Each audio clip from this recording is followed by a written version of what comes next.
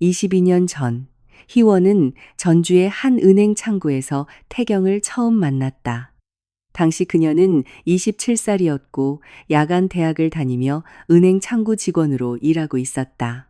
퇴근 후에는 뇌졸중으로 쓰러져 거동을 못하고 단답형으로 겨우 말만 할 수 있는 홀어머니를 돌보러 서둘러 집으로 향해야만 했다. 저기요, 외화 계좌를 개설하려면 어떻게 해야 합니까?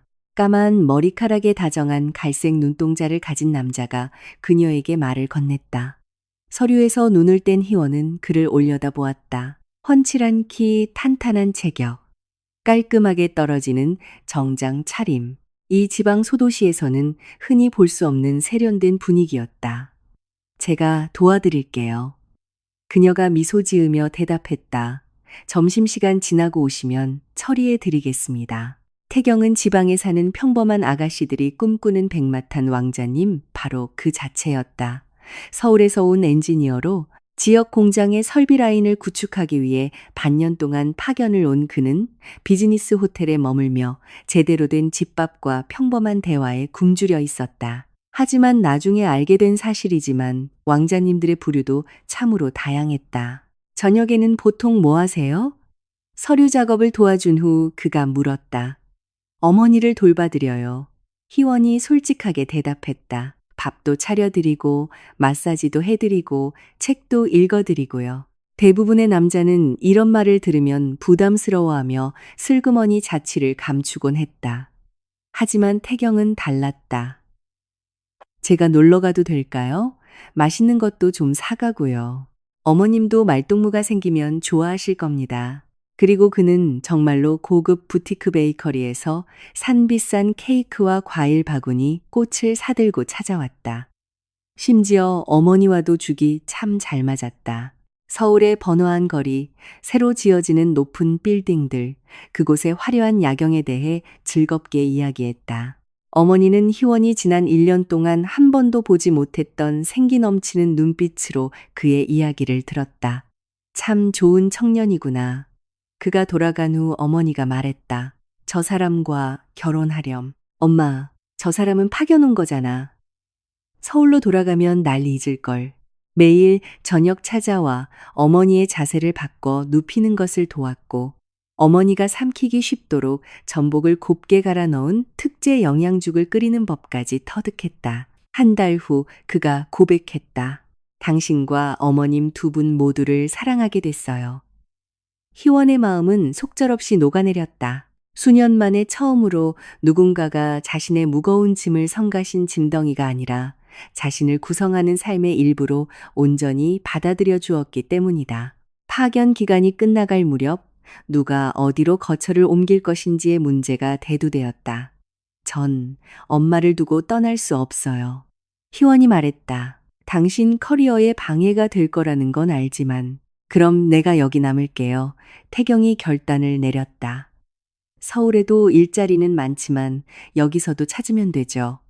그리고 그는 정말로 다른 일자리를 찾았다. 하지만 2달 후 그는 공장에서 해고당했다. 본사 방침으로 인원을 감축하는데 지역 출신 직원들을 우선적으로 남기기로 했다는 이유였다. 너무 걱정하지 마요. 희원이 그를 위로했다. 어떻게든 방법이 있을 거예요. 그날 저녁 그가 말했다. 희원 씨, 우리 결혼해서 서울로 올라갑시다. 거기 가면 난 무조건 좋은 직장을 구할 수 있고 어머님을 위해선 좋은 요양보호사를 구해드리면 되잖아. 결혼식은 소박하지만 아름답게 치러졌다. 친구인 소영과 미라는 대놓고 부러워했다. 야, 희원아. 신랑 진짜 잘생겼다. 소영이 속삭였다. 매너도 엄청 좋고 무엇보다 서울 남자 특유의 그 촌스럽지 않은 세련미가 뚝뚝 흐르네. 미란이 맞장구를 쳤다. 휠체어에 앉아 결혼식을 지켜보던 희원의 어머니는 기쁨의 눈물을 흘렸다. 태경은 저녁 내내 어머니를 살뜰히 챙겼고 휠체어를 테이블 쪽으로 밀어주며 음식을 덜어드렸다. 이제 나에게도 든든한 아들이 생겼네요. 어머니가 하객들에게 자랑스레 말했다. 결혼 후 태경의 부모님은 신혼부부에게 서울 마포구의 괜찮은 단지에 있는 30평대 아파트를 선물로 사주셨다. 희원은 시댁의 통 큰 배려에 깜짝 놀랐다. 그럼 전주에 있는 제 원룸은 어떻게 할까요? 그녀가 물었다. 전세를 주든 월세를 주든 임대를 놔요. 태경이 제안했다. 여윳돈이 생기면 좋으니까. 첫 세입자와 임대차 계약서를 썼을 때 희원은 무언가 중요한 것을 놓아버린 듯한 묘한 허전함과 가벼움을 동시에 느꼈다. 하지만 그때는 그것이 옳은 결정이라 믿었다. 재산보다는 가족이 우선이니까. 처음에는 모든 것이 순조로웠다. 세입자들은 조용했고 월세도 제때 입금했다. 어머니의 건강도 한결 좋아졌다. 새로운 환경이 어머니에게 활력을 준 듯했다. 태경은 서울의 한 설계 사무소에 취직했고 즐겁게 일했다. 하지만 이른바 낭만은 순식간에 끝이 났다. 지독한 현실 육가와 살림이 시작된 것이다. 그것도 보통의 일상이 아니었다. 밤마다 등 센서가 켜져 안아주지 않으면 자지러지게 우는 첫째 딸, 다인을 달래느라 희원은 밤을 꼴딱 세우기 일쑤였다. 기저귀, 젖병 소독, 빨래, 다림질. 하루하루가 끝없는 돌봄 노동의 컨베이어 벨트 같았다. 그 사이 태경은 밖에서 돈을 벌어왔다. 첫 번째 문제는 전주의 세입자들과 발생했다.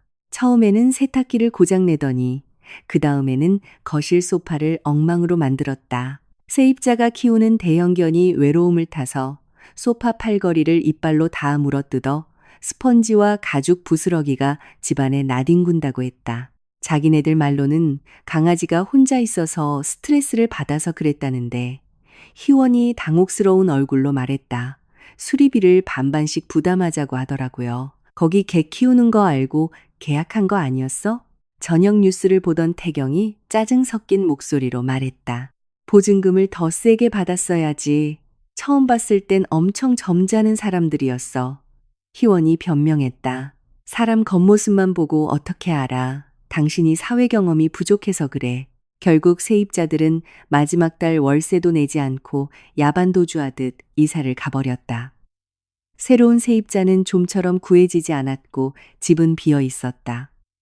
차라리 그 집 팔아버릴까? 태경이 제안했다. 그 돈으로 우리 마포 아파트 인테리어 싹 새로 하자. 하지만 그건 내 유일한 명의로 된 집이잖아. 희원의 목소리에 자신도 모르게 불안감이 서렸다. 우리 집이잖아. 그가 부드럽지만 단호하게 정정했다. 우린 가족이잖아. 전주 원룸의 부동산 매매 계약서에 도장을 찍으며 희원은 생각했다.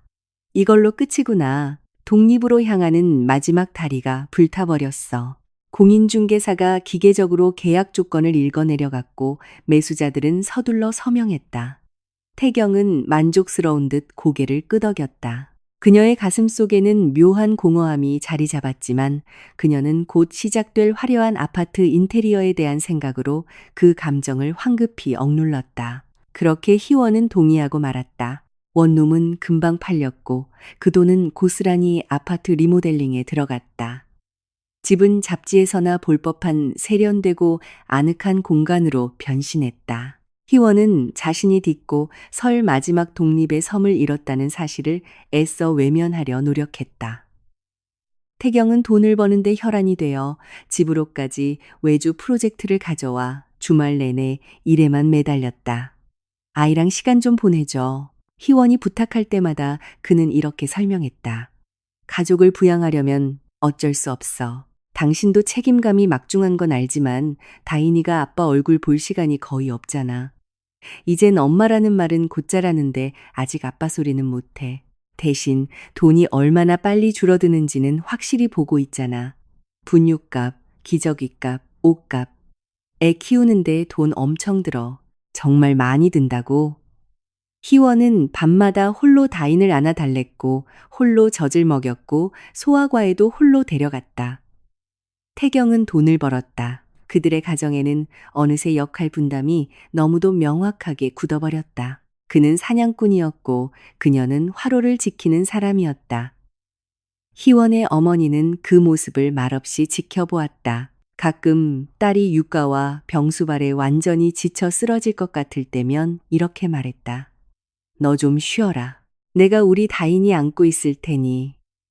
엄마, 엄마는 거동도 힘드시면서 난 두 팔 멀쩡하니까 괜찮아. 그래도 우리 손녀 한번 안아보실래? 그리고 아이를 어머니 품에 안겨드릴 때면 희원의 가슴이 저릿해졌다. 다인의 아빠도 이렇게 다정하게 딸을 안아주었으면 좋으련만 태경은 늘 바빴다. 항상 바빴다. 승진, 연봉 인상, 사회적 성공, 이 모든 것들이 그의 시간과 체력을 요구했다. 자연스레 가족을 위한 시간은 점점 줄어들었다. 있잖아, 어느 날 저녁 그가 말했다. 우리 부모님 말씀이 맞아. 미래를 대비해서 돈도 모으고 부동산 투자도 알아봐야 해. 그럼 우리 엄마는? 희원이 물었다. 엄마 건강이 점점 더 안 좋아지셔. 실력 좋은 요양보호사 구하자고 내가 전부터 말했잖아. 하지만 요양보호사는 끝내 구하지 못했다. 희원은 낯선 타인의 손에 어머니를 맡길 수 없었고 마음에 쏙 드는 사람을 찾기도 어려웠다. 당신 너무 까다로워. 태경이 핀잔을 줬다. 언제까지 아픈 사람한테 당신 인생을 다 바칠 건데. 우리 엄마야. 그래, 병든 노인네지. 당신의 가장 빛나는 젊은 시절을 다 갉아먹고 있는 사람. 그런 대화가 오간 후면 희원은 침묵했다. 반박하지도 소리치지도 않은 채 그저 자신의 내면으로 깊숙이 침잠하여 자신이 옳다고 믿는 일들을 묵묵히 해나갔다. 친구들은 그녀의 변화를 눈치챘다. 너 요새 좀 안색이 어두워 보여. 커피숍에서 만난 미란이 조심스레 말했다. 옛날엔 생기가 넘쳤는데 그냥 피곤해서 그래. 희원이 대답했다. 애는 어리지. 엄마는 편찮으시지. 제부가 좀 도와줘야 하는 거 아니야? 그 사람은 일하잖아. 일을 너무 많이 하지. 소영은 미란보다 훨씬 직설적이었다. 야, 남편이 집에 붙어 있기는 해. 며칠 전에 아파트 놀이터 지나가다 봤는데 너 혼자 유모차 끌고 있더라. 남편은 어디서 뭘 하길래. 남자들 중에는 애 보는 거 별로 안 좋아하는 사람도 있잖아. 희원은 애써 남편을 감쌌다. 그래도 자기 친딸인데. 그 사람도 나름의 방식으로 챙기고 있어. 돈도 열심히 벌어오고 우리 미래를 위해서 고생하잖아. 친구들은 서로 눈빛만 교환할 뿐 더 이상 토를 달지 않았다. 집집마다 사는 방식은 다 다르니까 시간이 흘렀다. 다인은 무럭무럭 자랐고 희원의 어머니는 점점 쇠약해졌다. 태경은 가족과 더욱 멀어졌다. 겉보기에는 여전히 기념일이면 꽃을 사오고 부탁하면 집안일을 거들어주는 듬직한 남편이었지만 무언가 미묘하게 변해 있었다. 연애 초반 그들을 이어주던 그 낭만은 온데간데 없이 증발해버렸다. 남은 것은 건조한 일상, 의무감, 그리고 지루한 습관뿐이었다. 희원은 가끔 생각했다. 만약 내가 전주 원룸을 팔지 않았다면 어땠을까? 나만의 물리적 공간, 혼자 숨 돌릴 수 있는 온전한 내 구역이 남아있지 않았을까? 하지만 그녀는 서둘러 그런 상념을 떨쳐냈다. 가족은 타협의 산물이다. 자신이 선택한 길이었고 아무도 강요하지 않았다. 엄마, 어느 날 저녁 희원이 조용히 물었다. 내가 저 사람이랑 결혼한 거 후회해? 어머니는 한참을 말없이 허공을 응시하다가 느릿느릿 대답했다. 네가 네 자신을 잃어버린 게 후회스럽구나. 그게 무슨 뜻이야, 엄마? 넌 참 반짝반짝 빛나고 강단 있는 애였어. 근데 지금은 꼭 누구 그림자 같잖니. 난 행복해, 엄마. 아니, 넌 행복한 게 아니라 그냥 체념하고 익숙해진 거야. 그 말은 희원의 가슴 속에 날카로운 가시처럼 밝혔다. 희원은 자신의 삶을 조금 더 객관적으로 응시하기 시작했고 그동안 애써 외면하려 했던 진실과 마주했다. 그녀는 정말로 그림자가 되어 있었다. 남편의 그림자, 딸의 그림자, 병든 어머니의 그림자. 그렇다면 나라는 사람은 도대체 어디에 있는 걸까? 하지만 그때까지만 해도 그것은 그저 막연한 상념이자 형태없는 불안에 불과했다. 삶은 그저 관성대로 흘러갔다. 하루가 모여 달이 되고 달이 모여 해가 바뀌었다. 그들 부부관계에 첫 번째 뚜렷한 균열이 생긴 것은 다인이 4살이 되던 해였다. 아이는 활달하고 호기심이 많았으며 끊임없는 관심을 요구했다. 희원은 아이를 유치원에 보내고 문화센터에 데려가고 병원에 다녔다. 태경은 그 수많은 동행에 단 한 번도 참여하지 않았다. 우리 아빠는 항상 바빠. 유치원 친구들에게 다인이 설명하곤 했다. 돈 벌어야 하거든. 유치원 교사가 어느 날 희원에게 조심스럽게 넌지시 물었다. 다인이 아버님은 재롱잔치 때도 통 뵙기가 힘드네요. 워낙 바쁘신 분이라서요. 희원이 기계적으로 대답했다. 물론 이해는 합니다만 아이들은 엄마 아빠 두 분 다 오시는 걸 너무 간절히 기다리거든요. 그날 밤 집에서 희원이 태경에게 부탁했다. 이번 크리스마스 학예회 때는 하루만 연차 내고 가면 안 될까? 다인이가 자기가 천사 역할하는 거 아빠한테 꼭 보여주고 싶대. 그날 중요한 클라이언트 미팅 있어. 미룰 수 없는 거야. 하지만 1년에 딱 한 번뿐이잖아. 태경 씨, 나도 회사에서 시달리다 오면 푹 쉬고 싶어. 유치원 행사 같은 데 가서 애들 틈에서 기 빼앗기고 싶지 않다고. 희원은 언제나처럼 입을 다물었다. 이 상황을 지켜보던 어머니가 혀를 쯧쯧 찼다. 우리 때는 남자들이 애들한테 저렇게 무심하진 않았어. 세상이 변했잖아, 엄마. 요즘은 경제적으로 부족함 없이 해주는 게 가장 큰 부성애래. 돈이다냐. 마음의 온기는 누가 채워주고. 그 질문에 희원은 대답할 말이 없었다. 그러는 동안 태경은 정말로 일에 미친 듯이 매달렸다. 굵직한 프로젝트를 따내고 매일 야근에 잦은 지방 출장까지 다녔다. 집안의 통장 잔고는 꽤나 두둑해졌다. 희원은 마트에서 세일 스티커가 붙은 식재료를 찾지 않아도 됐고 다인에게 고급 브랜드 아동복을 입힐 수 있었으며 어머니에게 효능 좋은 비싼 약을 사드릴 수 있었다. 거봐, 우리 잘 살고 있잖아. 태경이 의기양양하게 말했다. 이게 다 내가 뼈 빠지게 일한 덕분이라고. 그의 말은 틀린 데가 없었다. 희원도 그 사실을 인정했고 내심 고마워했다. 하지만 그 알량한 고마움이 그녀 내면의 다른 감정들을 천천히 파먹고 있었다. 사랑은 건조한 습관이 되었고 열정은 편리함으로 대체되었다. 밤이 되어 다인이 잠들고 어머니가 안락의자에서 꾸벅꾸벅 조실 때면 희원은 거실 창가에 앉아 서울의 화려한 네온사인과 불빛들을 내려다보았다. 그리고 자신의 삶이 어떻게 여기까지 흘러왔는지 반추했다. 대학 시절 그녀는 성적도 우수했고 꽤나 적극적인 학생이었다. 그녀에게도 계획이 있었고 꿈이 있었다. 세무사가 되고 싶었고 언젠가 자신만의 사무실을 차리고 싶었다. 하지만 지금의 그녀는 그저 태경의 아내이자 다인의 엄마일 뿐이었다. 내조 잘하는 흠잡을 데 없는 아내, 헌신적인 엄마. 하지만 그 옛날 반짝이는 아이디어로 무장하고 어떤 시련 앞에서도 당당했던 그 야무진 아가씨는 도대체 어디로 증발해버린 걸까? 거기 서서 뭐 생각해? 가끔 퇴근한 태경이 창가에 서 있는 그녀를 보며 묻곤 했다. 그냥 별 생각 안 해. 그럼 빨리 자.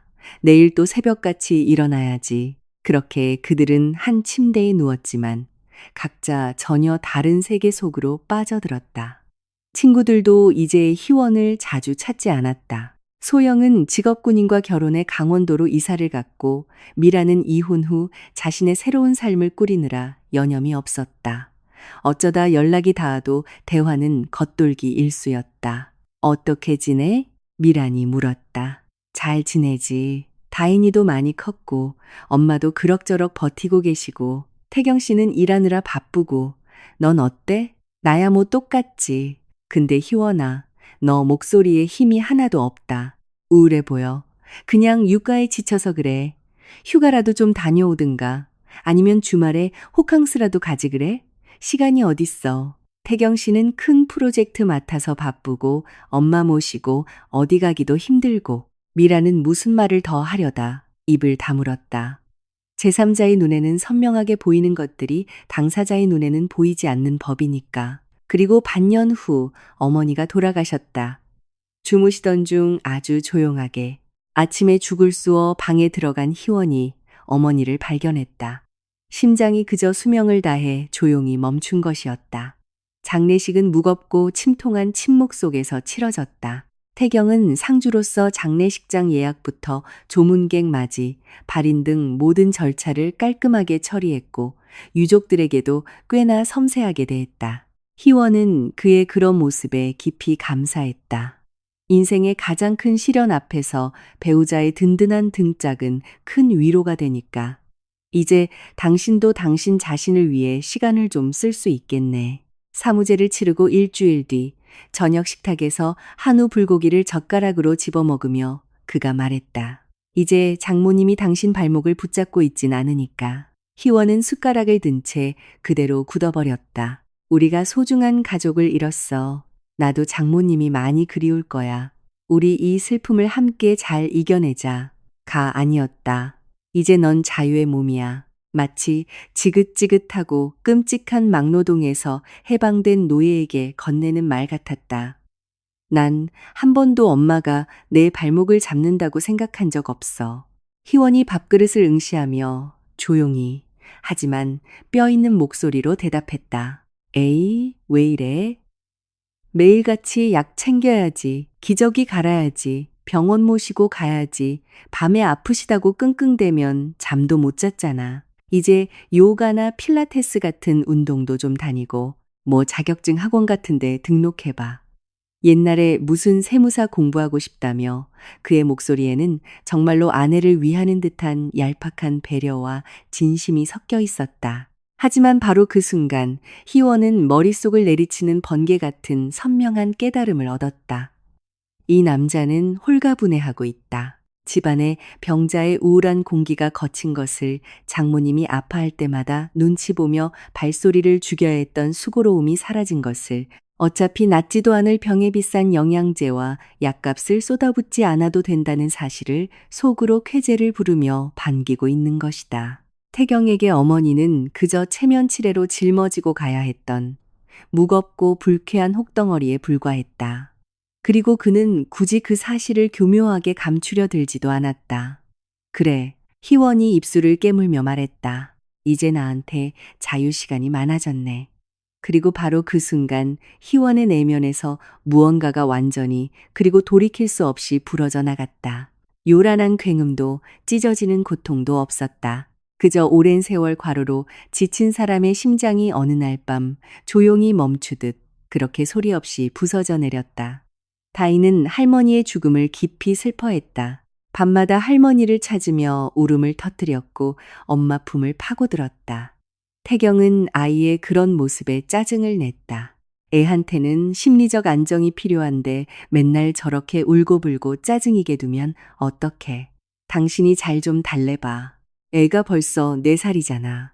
참다 못한 희원이 쏘아붙였다. 4살짜리 애한테 할머니가 영영 하늘나라로 가서 다신 못 온다는 걸 도대체 어떻게 이성적으로 설명하라는 거야. 보통의 정상적인 부모들이 하는 것처럼 침착하게 팩트만 알려주라고. 하지만 정작 그 자신은 딸을 무릎에 앉히고 위로의 말을 건네지 않았다. 그건 전적으로 아내인 희원의 몫이었다. 희원은 훌쩍이는 다인을 끌어안으며 생각했다. 이것이 내 미래구나. 이 집구석에서 일어나는 모든 정서적, 가정적 문제는 나 혼자 짊어지게 되겠지. 태경은 그저 통장에 월급을 꽂아 넣는 것으로 가장의 미션을 완벽히 클리어했다고 믿을 테고, 그리고 그녀 내면에 가장 깊고 은밀한 구석에서부터 작은 의문 하나가 싹트기 시작했다. 만약 이 모든 판을 완전히 뒤엎어버릴 수 있다면? 아직은 구체적인 계획이라기보다는 막연한 감각에 가까웠다. 흐릿하고 불분명하지만 지독하게 고집스러운 예감. 희원 자신조차도 몇 년 후 이 막연한 생각이 얼마나 치밀한 복수극으로 진화할지, 그녀의 이 숨막히는 순종이 태경의 숨통을 조일 얼마나 무서운 무기가 될지 그때는 알지 못했다. 결혼 11년 차, 다인이 11살이 되던 해, 희원은 자신이 둘째를 임신했다는 사실을 깨달았다. 첫 반응은 숨이 멎을 듯한 기쁨이었다. 너무나 선명하고 벅찬 감동. 화장실 변기에 앉아 선명한 두 줄이 그어진 임신 테스트기를 내려다보며 그녀는 눈물을 흘리며 웃었다. 39살. 노산이라 이미 체념하고 있었는데 찾아온 기적 같은 둘째였다. 태경 씨, 테스트기를 쥔 채 안방으로 나오며 그녀가 남편을 불렀다. 우리한테 둘째가 생겼어. 노트북 모니터에서 눈을 뗀 태경의 얼굴에 스친 감정은 놀라움이 아니라 명백한 짜증과 당혹감이었다. 확실해?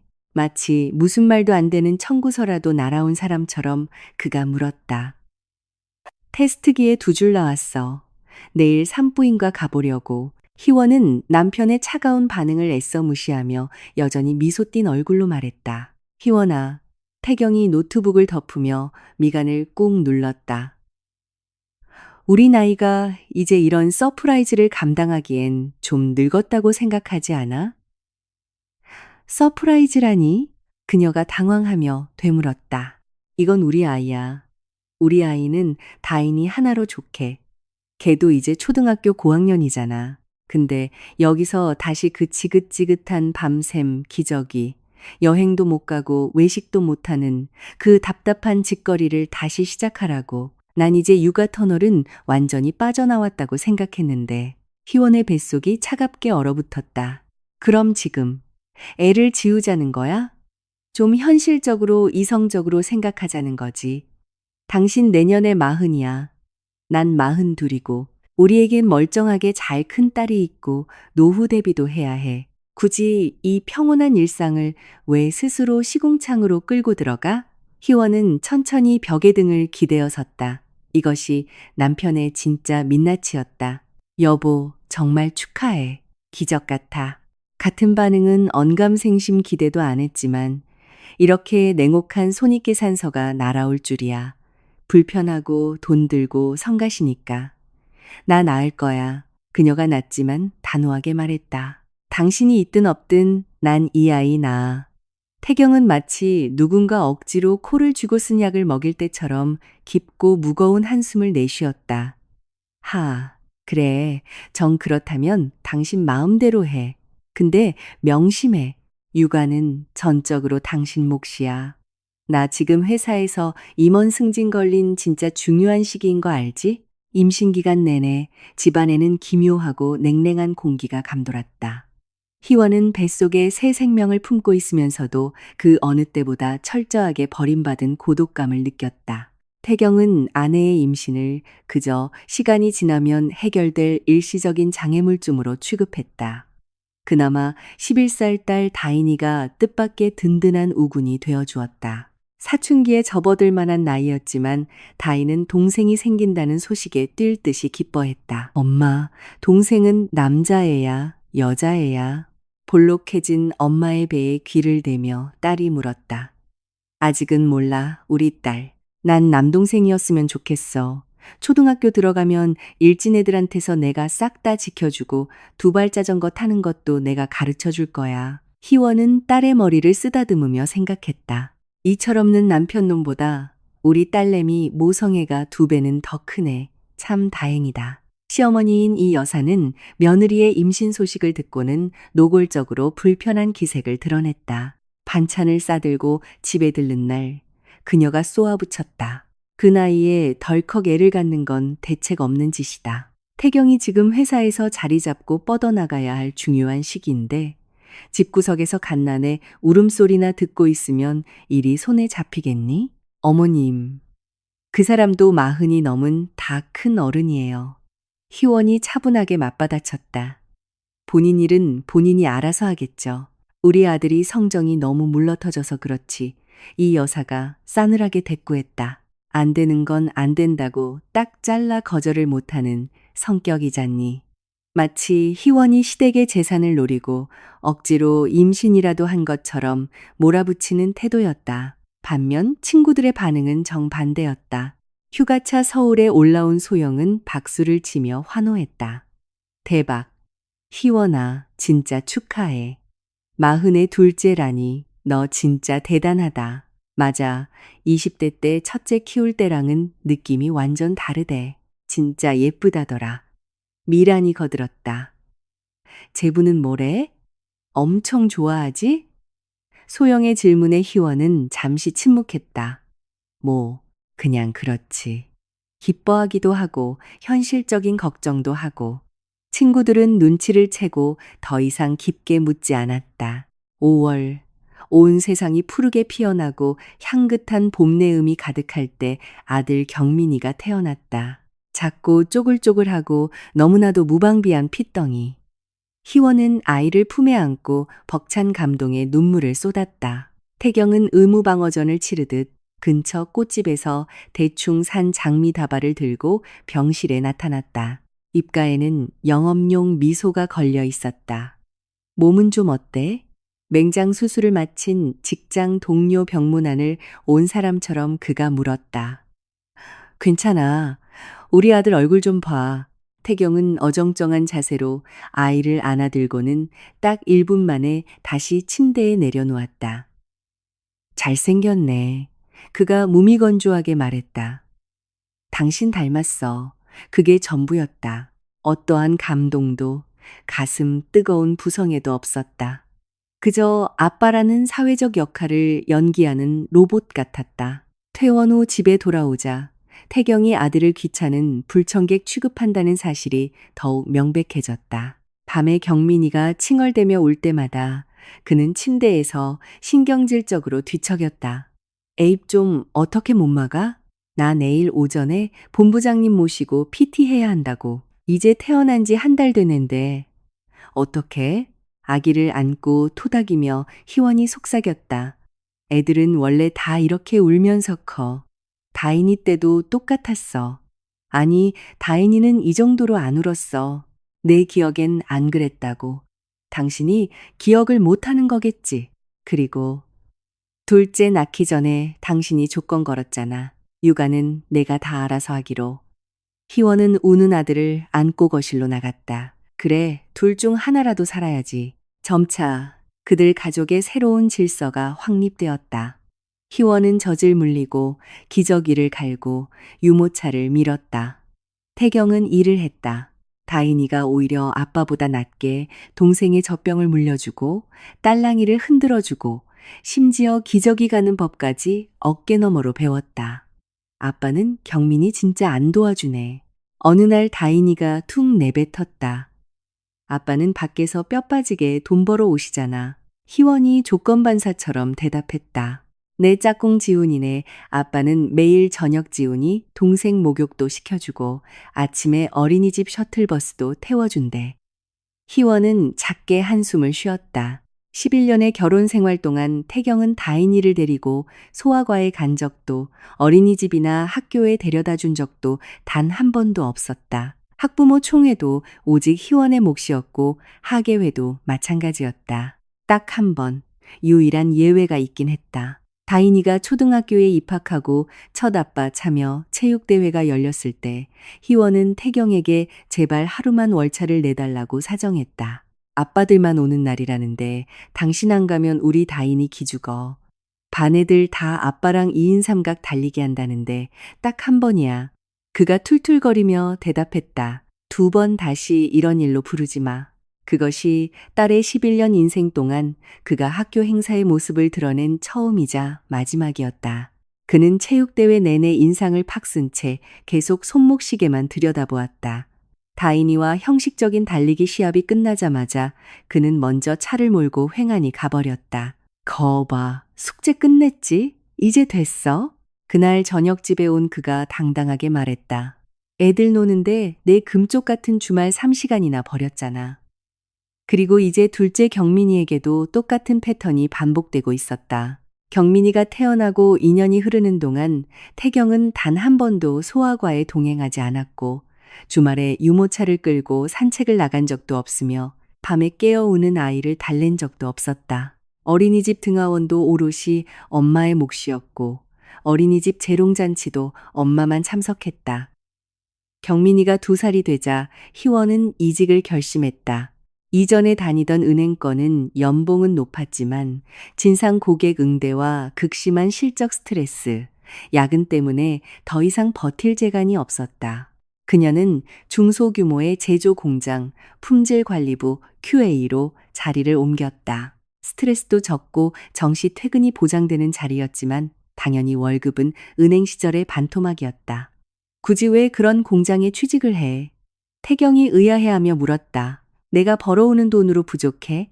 나도 집 밖에서 나라는 사람의 쓸모를 확인하고 싶어서 그래. 당신 충분히 쓸모 있어. 집안일 깔끔하게 잘하고 애들 잘 키우잖아. 그것도 다 가치를 따질 수 없는 노동이야. 돈을 안 주잖아. 내 통장에 꽂히는 내 돈이 없다고. 어차피 우리 공동 생활비인데 무슨 차이야. 하지만 뼈저린 차이가 있었다. 희원은 그것을 매일매일 뼛속 깊이 체감했다. 그녀는 남편이 벌어온 돈으로 생활했다. 자신의 패딩을 하나 살 때도 눈치를 봐야 했고 가계부를 쓰며 큰 지출에 대해서는 은연중에 결제를 받는 듯한 굴욕감을 느꼈다. 공장으로 출근하면서 그녀는 비로소 숨통이 트이는 것 같았다. 동료들과의 잡담. 적지만 내 손으로 직접 땀 흘려 번 월급. 자신이 태경의 호화로운 인생에 딸린 부속품이 아니라 독립된 인간이라는 감각이 되살아났다. 그 무렵 태경의 직장 생활에도 변화가 생겼다. 그가 속한 부서에 갓 대학을 졸업한 25살의 신입사원, 나이가 입사한 것이다. 젊고 야심차고 가정을 부양해야 할 무거운 짐 따위는 없는 풋풋한 아가씨. 우리 팀에 신입 들어왔어. 저녁 식탁에서 태경이 무심하게 말했다. 일머리도 좋고 아주 똘똘하더라고. 희원은 경민이의 반찬을 가위로 잘라주며 고개를 끄덕였다. 부서의 젊은 피가 수혈되면 활기차고 좋겠네. 그치. 아무래도 MZ세대라 그런가 시각이 신선해. 이번 핵심 프로젝트에도 걔를 합류시켰어. 첫 번째 불길한 징후들은 몇 달 뒤부터 나타나기 시작했다. 태경의 야근이 눈에 띄게 잦아졌다. 변명은 늘 긴급 프로젝트, 까다로운 VIP 클라이언트, 그리고 신입사원 멘토링이었다. 오늘도 늦었네. 밤 10시가 넘어 현관문을 열고 들어오는 남편을 보며 희원이 말했다. 아유, 나이 걔가 아직 실무를 전혀 몰라서 기획서 쓰는 법부터 하나하나 다 가르쳐야 하거든. 그래도 스펀지처럼 쫙쫙 빨아들이니까 금방 1인분 할 거야, 나이 주임, 나이 씨. 어느 순간부터 그들의 식탁 위에서 그녀의 이름이 너무 자주 오르내리기 시작했다. 친구들이 먼저 그 변화의 냄새를 맡았다. 야, 제부 요새 묘하게 회춘한 것 같더라. 브런치 카페에서 만난 미란이 슬쩍 운을 띄웠다. 무엇보다 사람한테서 묘한 활기가 돈달까? 그냥 요새 회사에서 밀어주는 프로젝트 맡아서 신나서 그런 거겠지. 희원이 대수롭지 않게 어깨를 으쓱했다. 하지만 소영은 돌직구를 날렸다. 너 남편이 요새 밤늦게 어디서 누구랑 있는지 확실히 체크는 해봤어? 당연히 회사에 있지. 그럼 어디 있겠어? 희원아, 소영이 테이블 앞으로 몸을 숙이며 말했다. 대한민국 40대 중반 유부남이 갑자기 안 하던 짓을 하고 외모를 가꾼다? 10중 8구는 이유가 있는 법이야. 그리고 그 이유의 99%는 치마 두른 여자고 드라마 너무 많이 봤다. 예. 희원이 손사래를 쳤다. 우리 부부는 아무 문제 없어.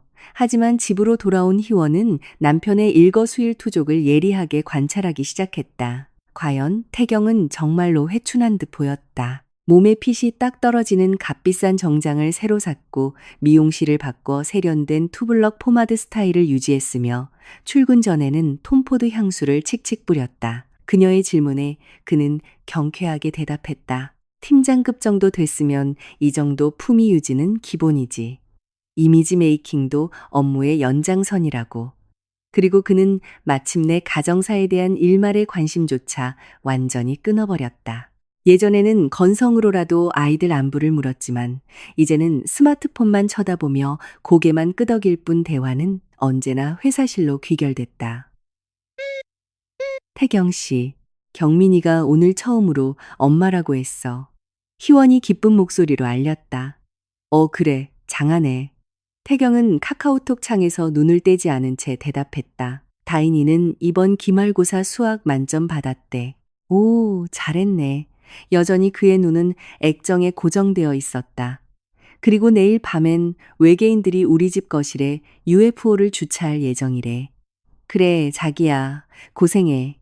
희원은 남편의 고막에 자신의 목소리가 단 1mm도 닿지 않는다는 사실을 깨달았다. 그의 온 정신은 다른 곳. 아마도 매우 젊고 싱그러운 그 어딘가에가 있을 것이 분명했다. 경민이가 2살이 되던 해 소영이 희원의 생일을 축하해주러 서울로 올라왔다. 아이들이 모두 잠든 뒤 두 친구는 식탁에 마주 앉아 캔맥주를 땄다. 제부는 어디 갔어? 소영이 물었다. 회사. 주말에 프로젝트 마감이라 처리한대. 소영은 한참을 만지작거리던 맥주캔을 내려놓고 결연한 표정으로 입을 열었다. 희원아, 나 어제 저녁에 영등포 타임스퀘어에서 내 남편 봤어. 어떤 젊고 예쁜 여자애랑 같이 있더라. 손잡고? 희원의 손끝이 미세하게 떨렸다. 그냥 직장 후배일 수도 있잖아. 희원아, 둘이 분수대 앞에서 키스하고 있었어. 그건 절대 사수 부사수 관계 아니야. 주방에 무거운 정적이 내려앉았다. 째깍거리는 벽시계 소리만이 유난히 크게 들렸다.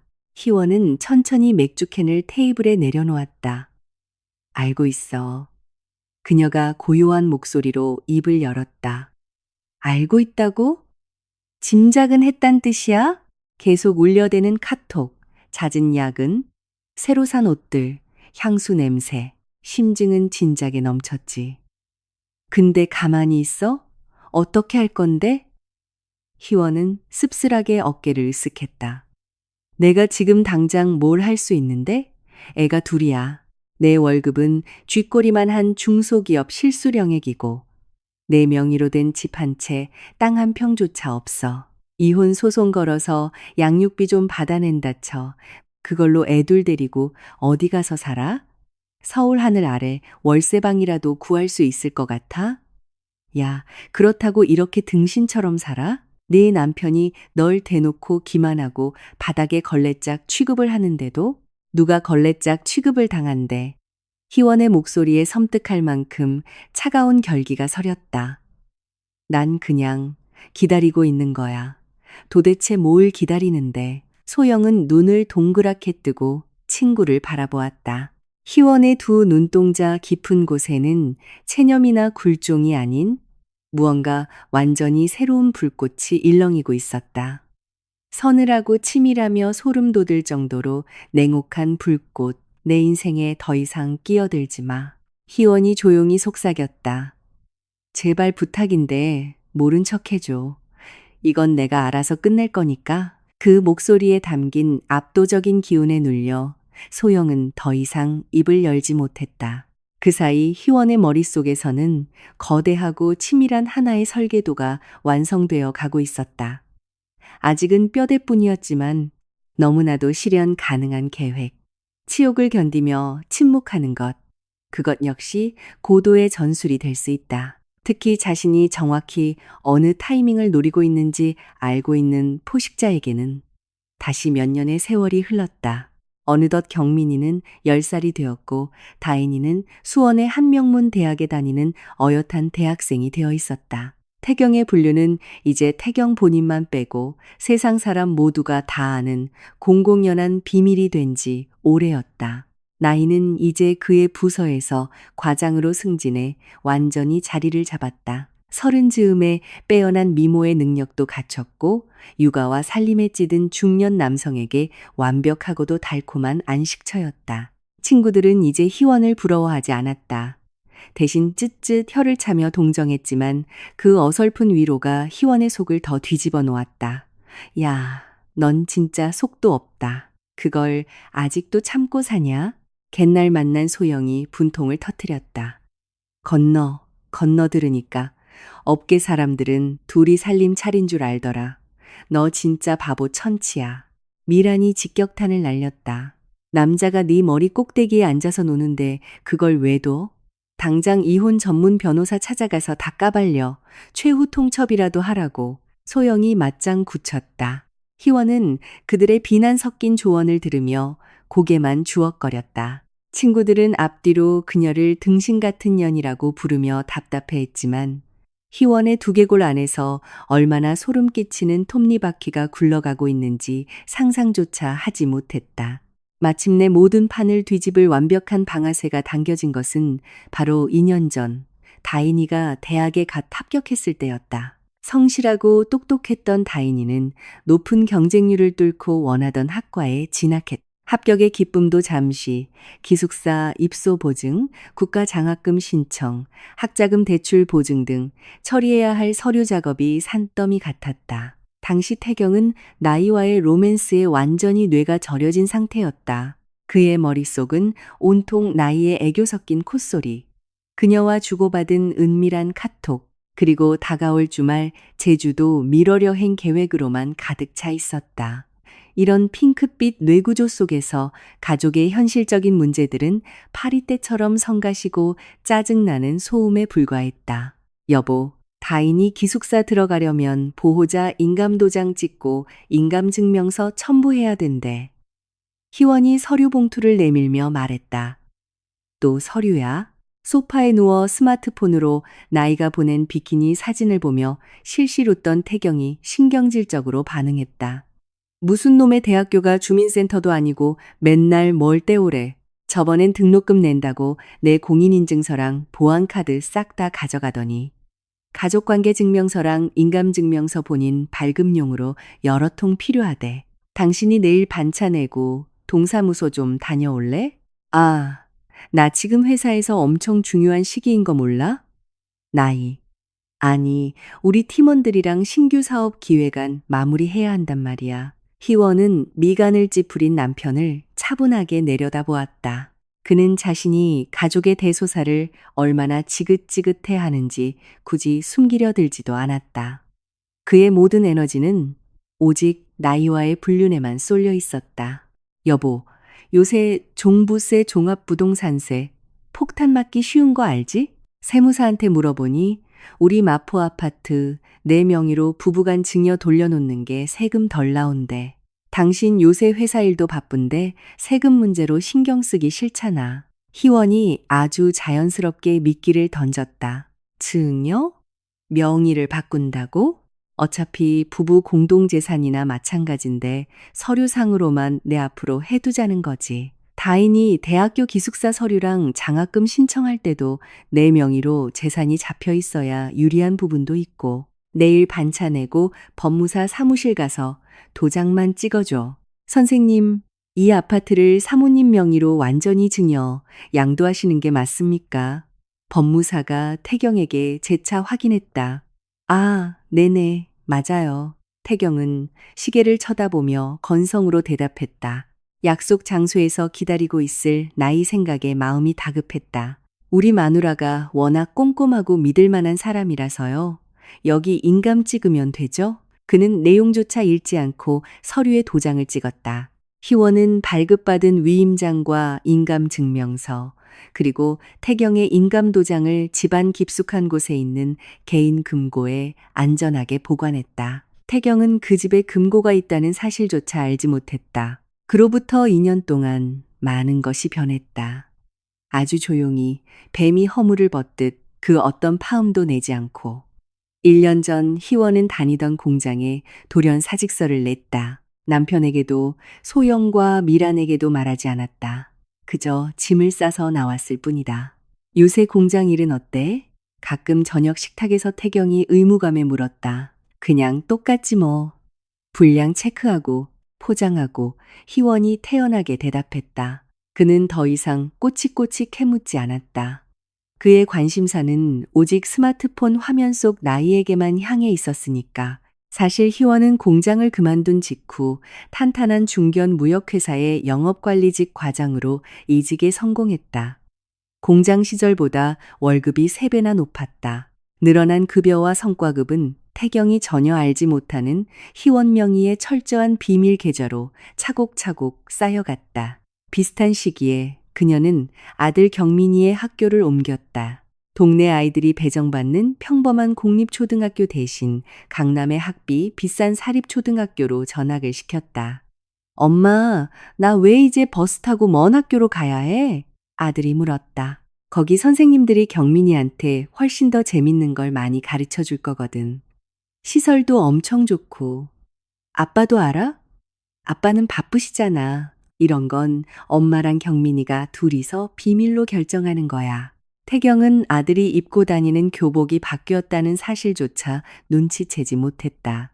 그리고 2년 전 위임장을 손에 넣자마자 희원은 남편의 부모가 사주었던 그 마포구 30평대 아파트를 매각해버렸다.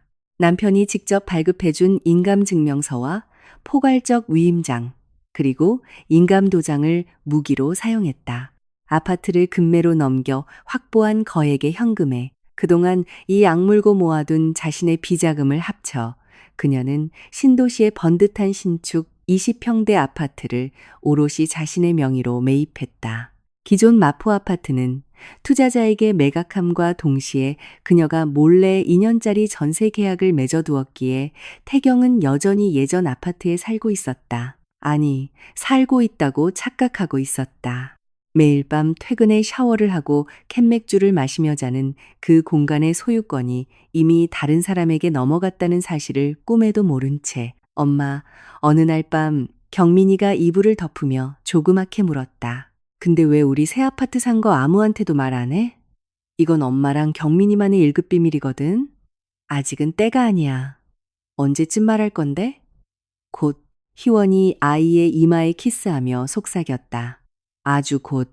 이 치밀한 복수극의 대미를 장식하기 위해 가장 까다로웠던 작업은 믿을 만한 사설 탐정을 고용하는 일이었다. 흥신소나 심부름센터는 널려 있었지만 뒷말 없이 깔끔하게 일 처리할 전문가를 찾기란 모래사장에서 바늘찾기였다. 강동욱. 인터넷의 비밀스러운 커뮤니티를 수소문에 찾아낸 이 남자는 40대 중반의 전직 특수부대 UDT 출신으로 현재는 기업 보안 및 민간 조사 업무를 대행하는 업체의 대표였다. 첫 만남은 강남의 한 조용한 비즈니스룸에서 이루어졌다. 남편의 불륜 증거가 필요합니다. 희원이 단도직입적으로 말했다. 사진, 동영상, 카드 결제 내역, 블랙박스 등 법정에서 빼도 박도 못할 완벽한 패키지 말입니까? 동욱이 건조한 목소리로 확인했다. 네, 변명이 불가능한 수준으로요. 알겠습니다. 그런데 이런 의뢰를 하시는 분들 중에는 그냥 홧김에 확인만 하려는 분들도 계시고 진짜로 끝장을 보려는 분들도 계십니다. 사모님은 어느 쪽이십니까? 당연히 끝장을 볼 겁니다. 희원이 한치의 흔들림 없는 눈빛으로 대답했다.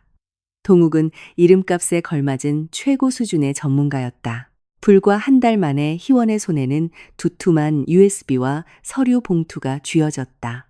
고급 레스토랑에서 스킨십을 하는 사진, 나이의 오피스텔의 태경의 차가 밤새 주차되어 있는 블랙박스 영상, 법인카드로 결제한 모텔과 호텔 영수증, 출장을 빙자해 단둘이 다녀온 일본 여행 항공권 내역, 그리고 두 사람이 낯뜨거운 언사로 미래를 약속하는 통화 녹음 파일까지. 이 정도면 상간녀 소송까지 걸고도 남습니다. 서류 봉투를 건네며 동욱이 말했다. 사장님 남편분은 꼬리 밟히는 걸 전혀 두려워하지 않는 눈치던데요. 내가 눈먼 장님이라고 굳게 믿고 있으니까요. 희원이 피식 웃었다. 하지만 사모님은 장님이 아니시죠. 탐정이 의미심장한 미소를 지었다. 절대로 장님이 아닙니다. 조사를 진행하는 동안 두 사람 사이에는 묘한 기류가 형성되었다. 그것은 끈적한 로맨스라기보다는 전우애에 가까운 굳건한 신뢰였다. 동욱은 희원이 지난 10년이 넘는 세월 동안 만난 남자들 중 유일하게 자신을 동등한 인간으로 대우해준 사람이었다. 동정하지도 훈계하지도 무시하지도 않았다. 새 아파트를 본인 명의로 매입하신 건 참 기발한 한 수였습니다. 희원이 자신의 큰 그림을 털어놓았을 때 동욱이 찬사를 보냈다. 소리 없이 적의 심장부에 폭약을 설치하신 셈이네요. 10년 넘게 피해자 코스프레만 하는 것도 지쳤거든요. 희원이 대답했다. 저도 피해자 마인드에 갇힌 사람은 질색입니다. 자기 운명의 운전대를 직접 쥐는 분들이 훨씬 매력적이죠. 시간이 흐르며 업무적인 미팅은 가벼운 식사 자리로 이어졌고 두 사람의 대화는 점차 깊어졌다. 아직 사랑은 아니었지만 같은 목표를 향해 달리는 동지로서의 강력한 유대감이 싹트고 있었다. 이혼 서류에 도장 찍고 나면 뭐 하실 겁니까? 식사를 하던 중 동욱이 물었다. 살아야죠. 희원이 담담하게 대답했다. 보란 듯이 아주 잘 살 겁니다. 아이들과 함께요? 당연하죠. 경민이는 새 학교에 완벽하게 적응했고 다인이는 방학 때마다 우리 새 집으로 놀러 올 거예요. 우린 우리만의 온전한 세계를 구축할 겁니다. 그럼 남편은요? 그 인간이요? 길거리에 나앉은 상간녀한테 버림받든 알아서 살라죠. 내 알바 아닙니다. 그 무렵 태경은 위험 수위를 넘어 나이와의 로맨스에 흠뻑 빠져 있었다. 그녀는 젊고 아름답고 명절 스트레스나 시댁의 눈치 같은 건 전혀 모르는 이기적이고 당돌한 여자였다. 태경은 그녀와 함께 있을 때면 자신이 20대 혈기 왕성한 청년으로 돌아간 듯한 착각에 빠졌다. 오빠, 분위기 좋은 라운지 바에서 칵테일을 마시던 나이가 콧소리를 냈다. 나 오빠랑 이렇게 숨어서 만나는 거 이제 슬슬 지쳐. 언제 이혼할 거야? 나도 생각 중이야. 뭐가 그렇게 복잡해? 애들 양육비 주고 집은 오빠 명이니까 그냥 합의 이혼하면 되잖아. 나 평생 이렇게 불행한 껍데기 결혼 생활 유지하는 남자 밑에서 세월 낭비하고 싶지 않아. 알아, 나희야. 나도 결단 내릴게. 곧 다 정리할 거야. 그는 굳게 약속했다. 단지 그 결단이 이미 타인에 의해 그것도 상상조차 못한 방식으로 완벽하게 내려져 있다는 사실을 모를 뿐이었다. 집안의 공기는 숨막힐 듯 탁해져 갔다. 태경은 이제 가족을 향한 혐오와 짜증을 필터링 없이 드러냈다. 밤 11시가 넘어 귀가하는 건 기본이고 주말에는 골프 약속을 핑계로 아예 집을 비웠다. 엄마, 아빠는 우릴 왜 이렇게 싫어해? 어느 일요일 오후 거실에서 레고를 조립하던 경민이가 시무룩하게 물었다. 희원은 아들의 곁에 무릎을 굽히고 앉았다. 아빠는 우리 경민이를 사랑해. 다만 너무 일에 쫓겨서 마음에 여유가 없는 것뿐이야. 거짓말. 아빠 눈빛 보면 나 다 알아. 우릴 그냥 투명인간 취급하잖아. 걱정 마. 아들. 이 모든 게 곧 바뀔 거야. 희원이 아들의 머리를 쓰다듬으며 약속했다. 아주 곧. 그녀의 말은 거짓이 아니었다. 모든 퍼즐 조각은 제자리를 찾아갔고 법적 검토도 끝났다. 새로운 인생으로 넘어가는 티켓은 이미 그녀의 손에 쥐어져 있었다. 이제 대미를 장식할 마지막 무대만 남겨두고 있었다. 그 무대를 여는 건 주말을 맞아 본가에 올라온 다인이었다. 엄마.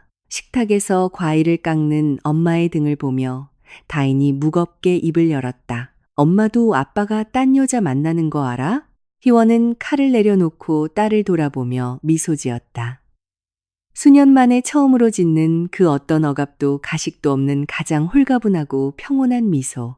알지, 우리 딸. 근데 왜 가만히 있어? 바보처럼 당하고만 있을 거야?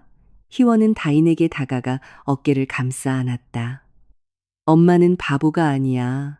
진작에 끝냈어야 할 숙제를 이제 막 제출하려는 것뿐이야. 기나긴 숨바꼭질의 끝이 다가오고 있었다. 그리고 태경은 자신이 이 잔혹한 게임의 술래가 아니라 가장 비참하게 사냥당할 사냥감이라는 사실을 꿈에도 눈치채지 못하고 있었다. 경민이의 10살 생일. 희원은 남편을 조용히 호출했다. 결전의 장소는 강남역 인근의 고급 카페. 공교롭게도 그들이 첫째 다인이의 돌잔치 답례품을 고르며 미래를 약속했던 바로 그곳이었다. 운명의 장난치고는 꽤나 시니컬한 선택이었다. 태경은 약속 시간보다 30분이나 늦게 헐레벌떡 나타났다. 이젠 숨쉬듯 자연스러운 지각이었다. 성의 없이 변명을 늘어놓으며 아이스 아메리카노를 주문하더니 자리에 앉자마자 습관처럼 스마트폰 액정부터 두드렸다. 모든 것이 늘 하던 그대로였다. 우리 경민이가 벌써 10살이네. 남편이 초조하게 테이블을 손가락으로 두드리는 모습을 감상하며 희원이 입을 열었다. 이젠 제법 다 큰 소년태가 나. 그래. 애들 크는 거 순식간이지. 태경은 건성으로 고개를 끄덕였다. 스마트폰 화면에 시선을 고정한 채. 희원은 크게 심호흡을 했다. 이 순간을 위해 수천 번의 밤을 하얗게 지새우며 머릿속으로 시뮬레이션을 돌렸었다. 우리 3달 전에 법원에 합의 이혼 서류 낸 거 다음 주면 숙려기간 끝나잖아. 태경이 드디어 스마트폰에서 눈을 뗐다. 그의 얼굴을 스쳐간 감정은 충격이나 슬픔이 아니었다. 그것은 안도감, 마침내 알턴이를 뺐을 때 느끼는 지독한 후련함이었다. 그는 굳이 아쉬운 척, 상처받은 척 연기조차 하지 않았다. 어차피 끝날 사이 집 문제랑 애들 문제 확실히 정리하고 법원 가자고. 그가 의자에 푹 기대앉으며 쿨한 척 대답했다. 맞아. 희원이 순순히 동의했다. 이제 최종 확인 기일만 남았지. 그럼 우리 질척거리지 말고 최대한 깔끔하고 교양 있게 끝내자. 이혼을 쉽게 승낙받았다는 사실에 태경의 얼굴에 화색이 돌았다. 눈물 콧물 빼는 진흙탕 싸움도 재산 분할로 멱살 잡을 일도 없을 거란 생각에 신이 난 모양이었다. 그래, 당신은 항상 이성적이고 현명한 여자였어. 정말 현명하지. 희원이 입꼬리를 살짝 올리며 맞장구 쳤다. 그럼 이야기 나온 김에 짚고 넘어가자고. 일단 집 문제는 당신도 알다시피 마포 아파트는 당신 부모님이 해주신 거니까 당연히 당신이 가져가는 게 맞아. 2년 전에 내 명의로 돌려둔 건 내가 며칠 내로 알아서 서류 정리할게. 난 내 집만 싸서 조용히 나갈 테니까. 희원은 계속해서 옅은 미소를 띠며 조용히 고개를 끄덕였다. 그러자 태경이 선심 쓰듯 말했다. 아이들 양육권은 당신이 가져가. 나도 도의적 책임이 있으니까 양육비는 법정 기준액에 맞춰서 매달 밀리지 않고 입금할게. 경민이는 주말에 가끔 내가 시간 날 때 면접 교섭권 행사에서 데리고 놀면 되고 애들은 내가 알아서 키울게. 희원이 단호하게 잘라 말했다. 물론이지. 그래야 애들 정서에도 좋고. 근데 당신 당장 나가면 거처가 마땅치 않을 텐데.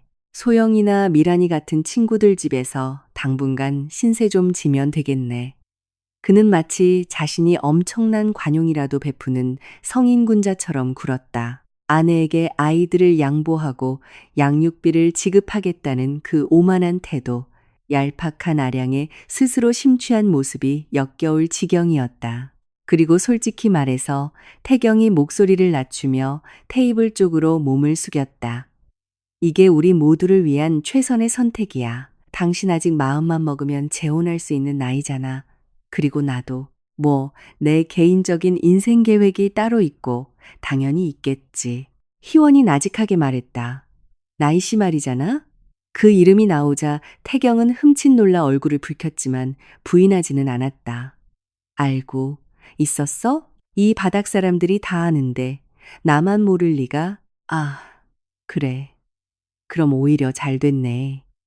피차 구질구질하게 시간 끌 거 뭐 있어? 변호사 사서 합의 이혼 서류 작성하고 짐 빼서 각자 갈 길 가자고. 깔끔하게. 완벽하게 역겨운 시나리오. 희원은 자리에서 일어났다. 집에서 봐.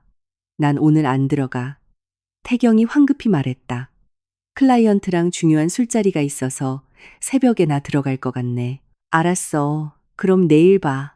희원은 마치 모든 전쟁에서 백기투항한 패잔병처럼 뒤돌아 나갔고 태경은 완벽한 승리감에 도취되어 입을 다물지 못했다. 그는 이 귀찮고 껄끄러운 대화가 이토록 싱겁게 끝난 것을 자축하며 바텐더에게 최고급 꼬냑 한 잔을 주문했다. 다음 날 아침 태경은 콧노래를 부르며 마포 아파트 지하 주차장에 차를 댔다. 조수석에는 나이가, 뒷좌석에는 그의 어머니 이 여사가 타고 있었다. 두 여자는 이 불쾌한 무단 침입자 희원을 쫓아내고 정당한 안주인으로서의 권리를 행사할 이 순간만을 손꼽아 기다려왔다. 자, 엘리베이터에서 내리며 태경이 거드름을 피웠다. 일단 그 여자가 짐 뺀 거 확인하고 인테리어 견적부터 다시 뽑자. 벽지부터 너무 칙칙하잖아. 나이가 팔짱을 끼며 콧소리로 웃음을 터뜨렸고 이 여사는 복도벽에 벗겨진 페인트 칠을 보며 혀를 쯧쯧 찼다. 태경아, 걔가 방은 다 빼고 나갔다니? 이 여사가 의심스럽다는 듯 물었다. 당연하죠. 어제 당장 방 빼라고 제가 엄포를 놨거든요. 희원이 걔가 원래 순종적이잖아요. 그들은 4층 복도 끝 자신들의 정확히는 태경의 것이라 믿는 집 앞에 섰다. 태경은 익숙하게 도어락 위를 덮고 있던 장식용 화분 밑을 뒤적였다. 항상 비상열쇠를 두던 곳이었다. 어라? 그가 텅 빈 바닥을 더듬으며 중얼거렸다. 열쇠가 없네. 정신없이 짐 싸느라 챙겨가는 걸 깜빡했나 보네. 그는 짜증을 내며 도어락 비밀번호를 눌렀다. 삐비빅, 비밀번호가 틀렸습니다. 뭐야, 비번을 왜 지 맘대로 바꿔? 그가 씩씩대며 초인종을 거칠게 눌렀다. 문은 생각보다 빨리 열렸다.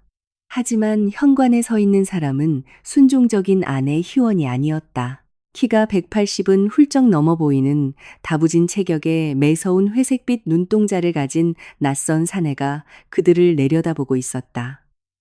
누구쇼? 태경이 당황하며 물었다. 강동욱입니다. 사내가 짧게 자신을 소개했다. 아니, 그게 누군데 우리 집에 있냐고요. 난 이 집 주인 정태경입니다.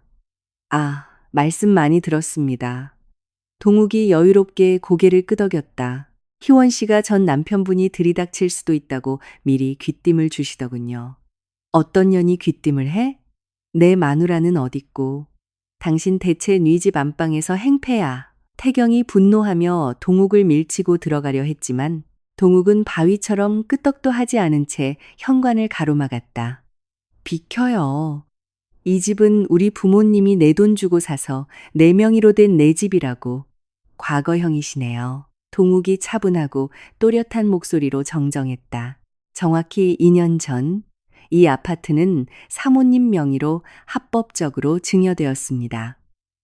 그리고 사모님은 곧바로 이 집을 새로운 투자자에게 매각하셨죠. 사모님이 매수자와 맺어두셨던 2년짜리 전세 계약이 바로 어제부로 만료된 겁니다. 무슨 개소리야. 난 집을 팔라고 한 적이 없어. 그냥 세금 아끼려고 서류상으로만. 증여 서류에 도장을 찍으실 땐 그게 법적으로 완벽한 소유권 이전이라는 걸 아셨어야죠. 동욱의 눈매가 날카롭게 휘어졌다. 2년 전 동네 법무사 사무실에서 본인이 직접 아내분께 집을 넘기겠다고 서명하고 인감도장 찍으신 그 증여 계약서 말입니다. 동욱이 안주머니에서 곱게 접힌 서류 사본을 꺼내 펼쳐 보였다. 여기 본인 친필 사인과 인감날인 보이시죠? 공증까지 완벽하게 끝난 문서입니다. 태경의 두 손이 사시나무 떨리듯 덜덜 떨렸다. 맞다. 저 사인은 내 것이다. 부동산 처분, 금융자산 양도 등 모든 권한을 위임한다는 그 무시무시한 조항들. 이건 딸내미 대학교 기숙사 들어간다고 서류 떼오라고 해서 서명한 거라고. 내가 집을 팔라고 한 게 아니야. 문서에 도장을 찍으실 땐 내용을 꼼꼼히 읽어보셨어야죠. 성인이신데. 동욱이 조롱하듯 어깨를 으쓱했다. 사태 파악을 한 이 여사가 얼굴을 시뻘겋게 붉히며 앞으로 튀어나왔다. 이 사기꾼들? 내 돈 주고 산 내 아들 집이야. 당장 경찰 부를 거야. 네, 부르십시오. 동욱이 눈 하나 깜짝하지 않고 대답했다. 오히려 브레터, 무단 침입하려 한 죄로 세 분이 연행되실 겁니다. 다시 한번 말씀드리지만 이 집은 2년 전에 새로운 매수자에게 합법적으로 넘어갔고 저는 현재 비어있는 이 집의 보안 관리를 맡고 있는 사람입니다. 희원이 어딨어? 태경이 쉰 목소리로 절규했다. 그 여자 당장 데려와. 얘기 좀 하자고. 희원 씨는 지금 매우 바쁘십니다. 이혼 소송이나 재산 관련 문의는 저희 쪽 법률 대리인을 통해서만 정식으로 해주시죠. 이럴 순 없어. 그럼 난 이제 어디로 가라고? 내 집은 그건 제 알 바 아니죠. 동욱이 현관문을 서서히 닫으며 말했다. 좋은 하루 보내시길. 쾅! 육중한 철문이 닫혔다. 복도에는 서류 사본을 쥔 채 넋이 나간 태경. 사색이 된 이 여사. 그리고 상황 파악을 끝내고 서서히 눈빛이 싸늘하게 식어가는 나이 세 사람만이 남겨졌다. 태경아. 충격에 빠진 이 여사가 아들의 팔을 잡고 흔들었다. 이게 다 무슨 소리냐? 집이 넘어갔다니. 나도 몰라, 엄마. 태경이 초점 잃은 눈으로 중얼거렸다. 어떻게 된 건지 하나도 모르겠다고 나이는 침묵했다. 강남의 번듯한 자가 아파트를 소유한 능력 있는 유부남이 아니라 하루아침에 알거지가 된 빈털터리 이혼남. 그녀의 계산기에는 이미 손절이라는 두 글자가 붉게 깜빡이고 있었다. 태경은 미친 듯이 스마트폰을 꺼내 희원의 번호를 눌렀다. 전원이 꺼져 있어 소리샘으로 연결되오니 다시 걸어도 또다시 걸어도 결과는 똑같았다. 일단 우리 집으로 가자. 이 여사가 다리를 후들거리며 말했다. 가서 변호사를 사든 경찰에 신고를 하든 해보자고. 하지만 알아낼 수 있는 건 아무것도 없었다. 희원은 철저하게 증발해버렸다.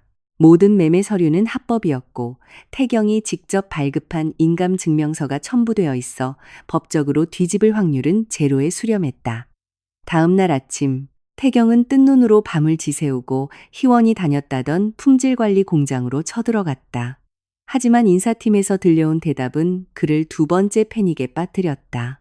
박희원 씨요? 그분 작년에 이미 퇴사하셨는데요. 그럴 리가요. 매일 아침 출근을 했단 말입니다. 글쎄요. 저희 쪽에서는 자진 퇴사로 1년 전에 퇴직금까지 싹 다 정산해 드렸습니다. 아마 다른 회사로 이직하셨나 보죠. 경민이가 다니는 초등학교에 찾아갔을 때 세 번째 절망이 찾아왔다. 정경민 학생이요? 그 학생 2년 전에 사립초등학교로 전학 갔습니다. 어디로요? 어느 학교로 전학 갔습니까? 어머님이 보안을 철저히 요구하셔서 학부모 동의 없이는 개인정보를 열람해 드릴 수 없습니다. 미쳐버릴 것 같은 심정으로 딸 다인에게 전화를 걸었다. 신호음이 길게 이어지다. 마침내 딸의 건조한 목소리가 들려왔다. 여보세요. 다인아, 너희 엄마 지금 어디 있어? 당장 연락하라고 해. 이게 다 무슨 짓이냐고? 나한테 묻지 마, 아빠. 엄마랑 법정에서 해결해. 다인아, 너 내 딸이잖아. 아빠한테 어떻게 이러냐. 난 엄마 딸이야. 아빠? 아빠는 그냥 우리 집 거실에서 가끔 마주치던 남의 편일 뿐이잖아. 다신 연락하지 마. 뚜벅. 전화가 끊어졌다. 그날 저녁, 태경의 부서진 멘탈에 치명타가 꽂혔다. 그가 지인에게 돈을 빌려 급하게 구한 보증금 500에 월세 40짜리 원룸에서 나이를 만났을 때였다. 나이는 특유의 콧소리도 애교도 싹 뺀 차가운 얼굴로 식탁 앞에 앉아 있었다. 오빠, 나 우리 관계에 대해 심각하게 고민해봤어. 무슨 고민? 우리 이제 집만 구하면 정식으로 합칠 수 있잖아. 집? 당장 오빠 누울 자리 하나 없어서 이런 곰팡내 나는 고시원 같은 방에 처박혀 있으면서 무슨 미래를 약속해. 나 오빠 빈털터리인 거 뒤치다꺼리 하면서 내 청춘 낭비할 생각 추호도 없어. 너 지금 나 버리는 거야? 날 사랑한다며. 사랑? 나이 40 훌쩍 넘은 땡전 한 푼 없는 아저씨를? 미안한데 나 그렇게 로맨틱한 년 아니야. 연락하지 마. 회사에서도 아는 척하지 말고. 그녀는 매몰차게 뒤돌아 나갔다. 다음 날부터 그녀는 태경의 번호를 차단해버렸다. 좁고 퀴퀴한 냄새가 나는 원룸 바닥에 쪼그려 앉은 태경은 자신의 인생이 도대체 어디서부터 잘못된 것인지 되짚어보려 애썼다. 불과 일주일 전만 해도 그에게는 번듯한 30평대 아파트와 자신을 맹목적으로 받들어주는 조강지처, 사랑스러운 두 아이, 그리고 젊고 탱탱한 애인이 있었다. 완벽한 인생이었다. 하지만 지금 그에게 남은 것은 마이너스 통장과 끔찍한 고독뿐이었다. 아침 일찍 이 여사가 반찬통을 들고 원룸으로 찾아왔다. 엉망이 된 아들의 꼴을 보고 그녀는 바닥을 치며 통곡했다. 아이고, 이 화상아. 넌 도대체 눈이 어떻게 된 거냐? 희원이 그 물건이 보통 내기가 아닌데 집안 살림 야무지게 하고 애들 똑 부러지게 키우고 네 수발 다 들어주던 그 복덩이를 걷어차? 못하러 그 어린 년 치맛자락이나 쫓아다니다가 이 사단을 내. 엄마, 제발 그만 좀 해. 그만하긴 뭘 그만해. 마누라 뺏겨, 자식들 뺏겨, 재산 다 털려. 넌 이제 빈 껍데기야. 그 잘난 젊은 애인녀는 도망간 지 언젠데. 태경은 입술을 깨물며 침묵했다. 변명할 거리조차 없었다. 그날 밤 그는 술 기운을 빌려 다시 한번 희원에게 전화를 걸었다. 기적처럼 신호가 연결되더니 그녀의 차분한 목소리가 들려왔다. 여보세요. 희원아. 나야. 용건만 해. 제발 한 번만 만나자. 이렇게 다짜고짜 끝낼 순 없어. 당신이 나이랑 빨리 합치고 싶어서 지난달에 신나게 법원까지 쫓아와서 나랑 같이 합의 이혼 서류 접수하고 갔잖아. 이제 숙려기간 끝나고 확인 기일만 남았지. 그건 난 네가 짐 싸서 조용히 나갈 줄 알았지. 내 집까지 다 팔아넘기고 도망갈 줄은 몰랐다고. 아, 그러니까 넌 내가 애돌 데리고 한겨울에 서울역 노숙자 센터로 가고 넌 그 따뜻한 아파트에서 나이랑 살림 차릴 줄 알았다? 참으로 아름다운 동안에. 아니, 내 말은 그게 아니라 변명할 시간에 그 곰팡내 나는 원룸에서 월세 낼 걱정이나 해. 내 연락처 지우고. 희원아, 제발 한 번만 용서해줘. 우리 처음부터 다시 시작하자, 응? 내가 다 잘못했어. 다시 시작할 버튼 따윈 부서진 지 오래야. 그녀의 목소리는 북극의 빙하처럼 차갑고 단단했다. 바닥에서 뒹구는 내 꼴을 상상하는 게 내 유일한 오락이었는데 실제로 보니 더 짜릿하네. 잘 살아, 정태경. 뚜뚜뚜 전화가 끊어졌다. 태경은 어둠 속에 주저앉아 짐승 같은 울음을 터뜨렸다. 게임은 끝났다. 그의 완벽한 패배였다. 그로부터 6개월 후 다시 5월의 봄바람이 불어왔다. 경민이가 태어났던 바로 그 계절이었다. 하지만 이제 그들의 삶은 완전히 다른 궤도로 진입해 있었다. 희원은 신축 아파트 거실 발코니에 서서 따스한 노을을 온몸으로 맞고 있었다. 집안은 햇살이 가득 들어와 눈부시게 밝았고 그녀의 취향대로 꾸며진 가구들이 아늑함을 더했다. 오직 그녀 자신의 능력과 인내로 쟁취해낸 온전한 그녀만의 성정이었다. 그 어떤 시댁의 눈치도 배신당할까 전전긍긍하는 불안함도 없는 완벽한 안식처. 엄마, 나 이따 동네 친구 서준이 집으로 게임하러 가도 돼? 주방에서 주스를 마시던 11살 경민이가 고개를 내밀며 물었다. 사립초등학교로 전학 간 후 질풍노도의 시기를 겪을까 걱정했던 것과 달리 아이는 구김살 없이 밝게 자라주었다. 수준 맞는 친구들을 사귀었고 성적도 훌쩍 올랐다. 당연하지, 우리 아들. 서준이 어머님한테 인사 예쁘게 하고 아, 참. 동욱 아저씨는 언제 와? 퇴근하고 오시면 7시쯤 될 거야. 강동욱. 그와의 관계는 조심스럽고 느리게 하지만 아주 단단하게 뿌리를 내리고 있었다. 동욱은 희원의 복수국이 끝난 후 탐정 일을 접었다. 남의 불행과 치부를 캐내는 일에 회의감을 느낀 그는 이제 규모는 작지만 알찬 민간 경호 및 보안 시스템 설계 회사를 운영하고 있었다. 이제 남의 뒤통수 치는 일 말고 누군가를 지켜주는 진짜 보람 있는 일을 하고 싶습니다. 어느 저녁 그가 맥주를 기울이며 고백했었다. 멋진 결정이네요. 희원이 미소 지으며 대답했다. 저도 평생 치를 떨 진흙탕 싸움은 한 번으로 족하거든요. 두 사람은 서두르지 않았다. 20년이 넘는 지옥 같은 결혼 생활을 겪은 희원은 다시 누군가에게 마음을 여는 방법을 천천히 다시 배우고 있었고 동욱 역시 한 번 이혼의 아픔을 겪었기에 조심스러웠다. 하지만 그들 사이에는 뜨겁게 불타오르는 열정 대신 서로의 상처를 이해하고 가장 밑바닥의 짐을 나눠질 수 있는 깊은 연대감이 흐르고 있었다. 아이들도 동욱을 꽤나 잘 따랐다. 특히 경민이는 동욱을 영웅처럼 따르며 부족했던 남성 롤모델로 삼고 있었다. 주말을 맞아 집에 온 다인이도 두 사람의 관계를 전폭적으로 지지했다. 다인이는 이제 대학교 3학년이 되어 한결 성숙하고 아름다운 숙녀로 자라 있었다.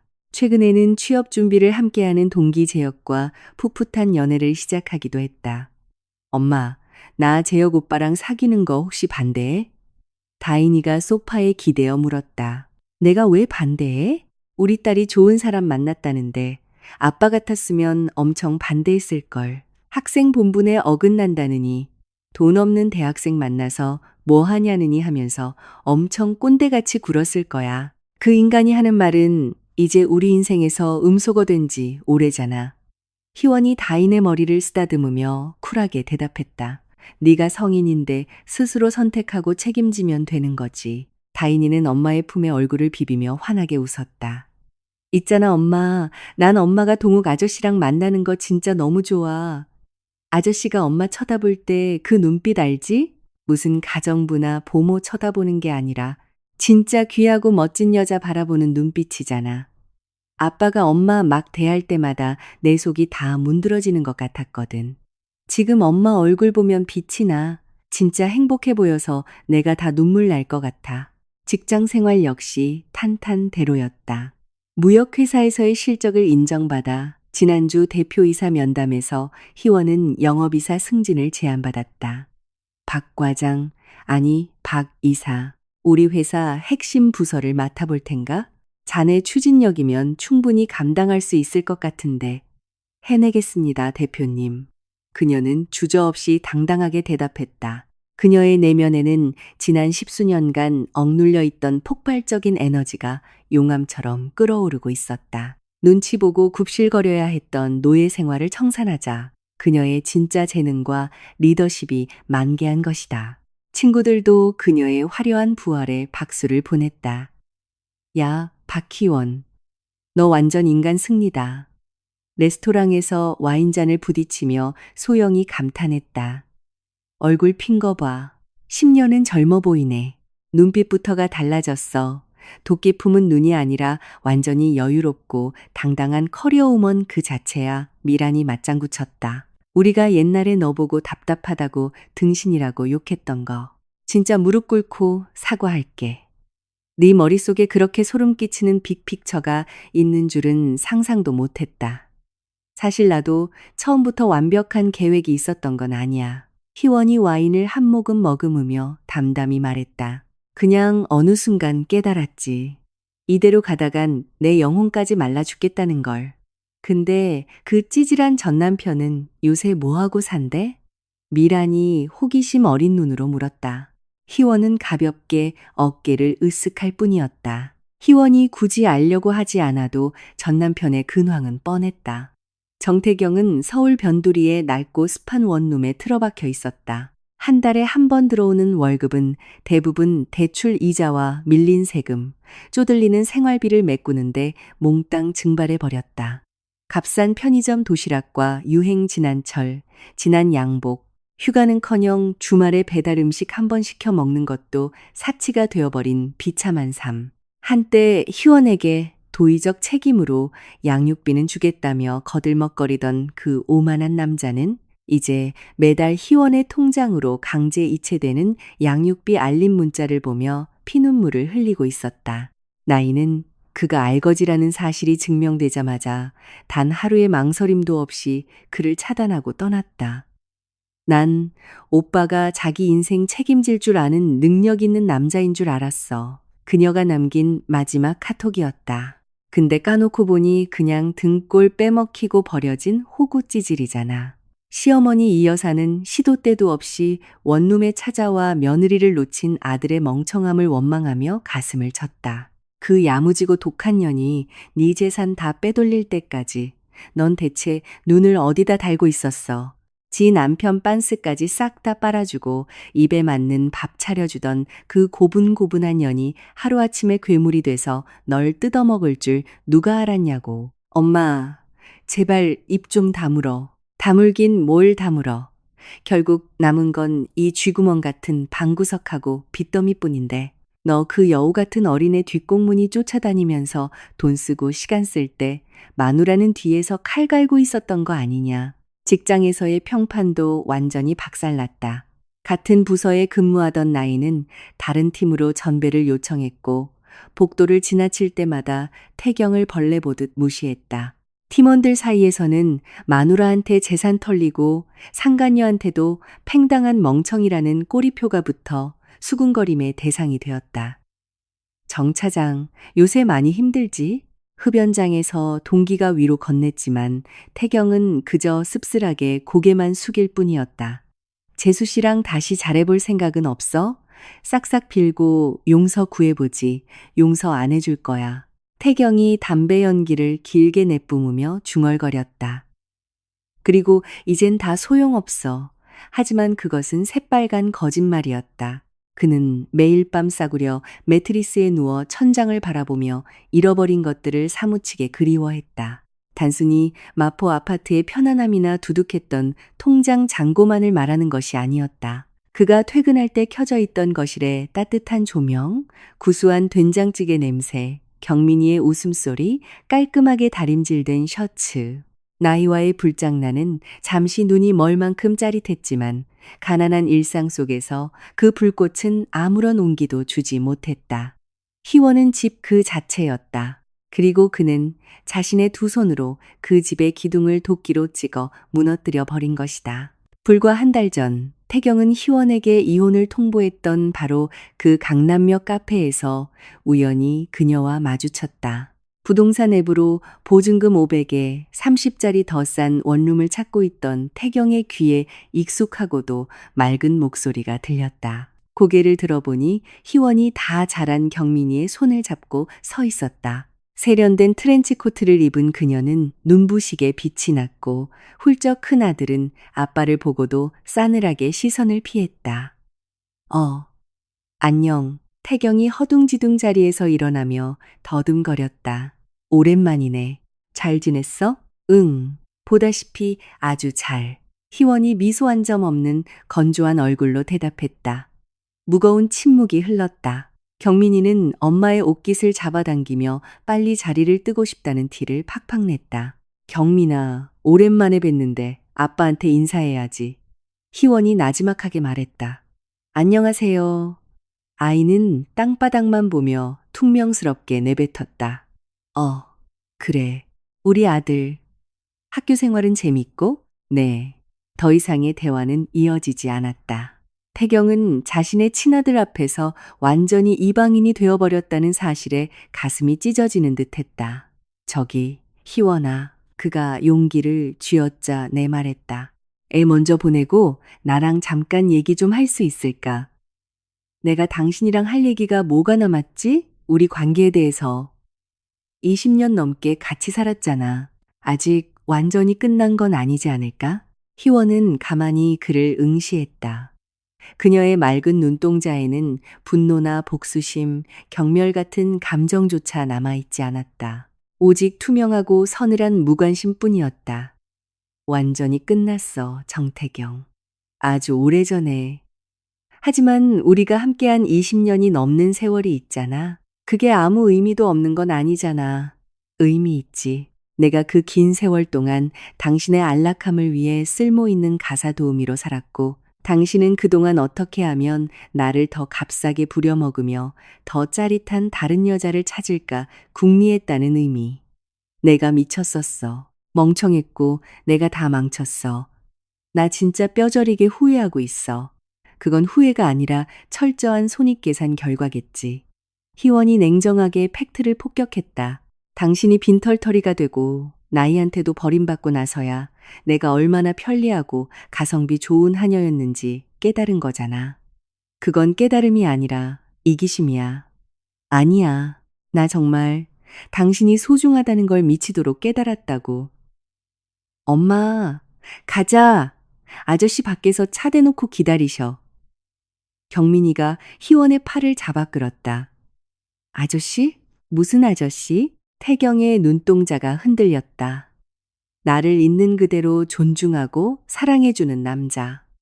희원이 망설임 없이 대답했다. 더 이상 최악의 선택지들 사이에서 어쩔 수 없이 나를 타협안으로 고르지 않는 사람. 그녀는 뒤로 돌아섰다. 그러다 문득 발걸음을 멈추고 고개를 살짝 돌렸다.